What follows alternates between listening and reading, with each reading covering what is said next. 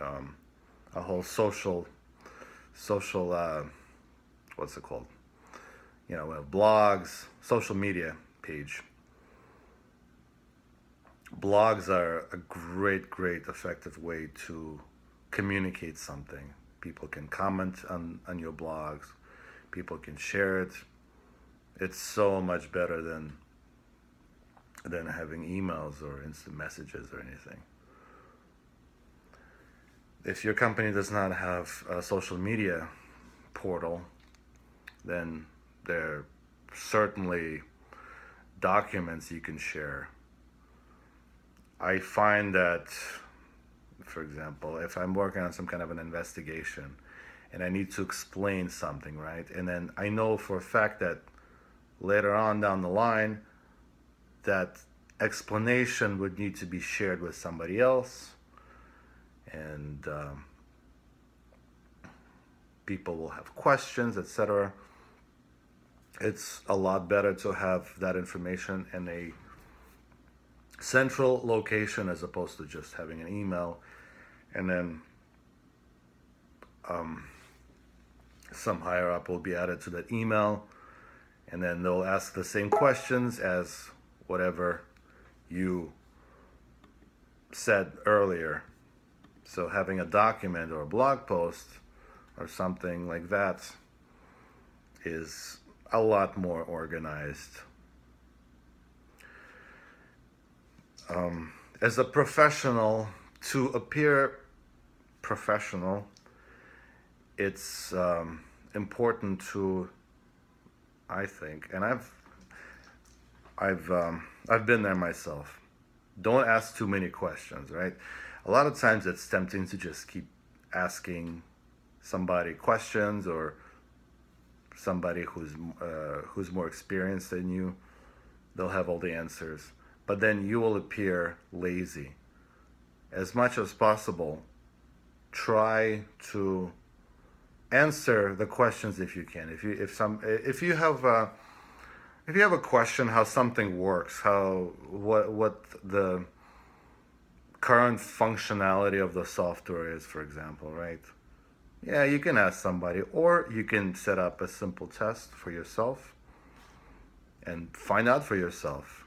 And you will appear smarter because you did the research and you found the answer yourself. I mean, obviously, if time is of the essence and you're pressured to do something very fast, to complete your task very fast, yes, you may ask somebody a question, but most of the time, it just do it yourself.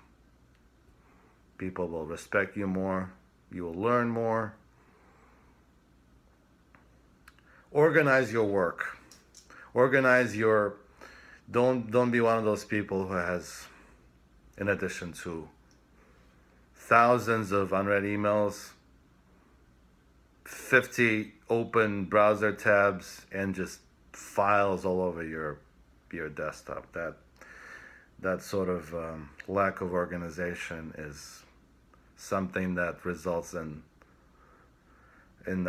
lack of sleep, because you're just extremely unorganized. Not good. All the information where some files are located, some documents are located, procedures to do certain things. You can organize all of those things into cheat sheets. I personally have a whole folder of cheat sheets, and they are named with names that reflect what it is uh, that the task is for. And I can search that folder. For example, how do I deploy something on some kind of an environment, right? I just go open the folder and I search, and open that text file, and it has all the information, all the links, all the whatever you have can be put in there. And lastly, what I'd like to talk about is leeches. It's a backseat driver syndrome. I've been there myself, and I can vouch for that. It's the person who keeps asking all the questions, right? Instead of doing things themselves. What that results in, it results in this incredible amount of insecurity. Because now you become this like tandem team. You can't make your own decisions. You feel insecure. And why I call it the backseat driver syndrome is some people are like that. You're driving, literally driving in your car, and you have somebody's like, go there, go merge there, like cut this guy off, like go there. And then at that point your brain physically shuts down, and you stop thinking because you're told what to do. In a professional environment, I have seen this happen many times, where somebody who's not necessarily stupid or unable to perform the job himself or herself, but just due to the fact that they're always relying on somebody for certain things, to check their work, to tell them what to do, how to do things, their brain shuts down and they become this like helpless person. So going back to the same point of asking questions, doing things by yourself, try to be independent. Again, to an extent, if you're just starting a job and you don't know what to do, then yes, ask questions, but ask the questions and write down the answers in some sort of cheat sheet format, so that next time you don't ask the same questions, because there's nothing more annoying when somebody asks you a question and then a month later the same exact question and the same exact question. That's when you get thrown under the bus.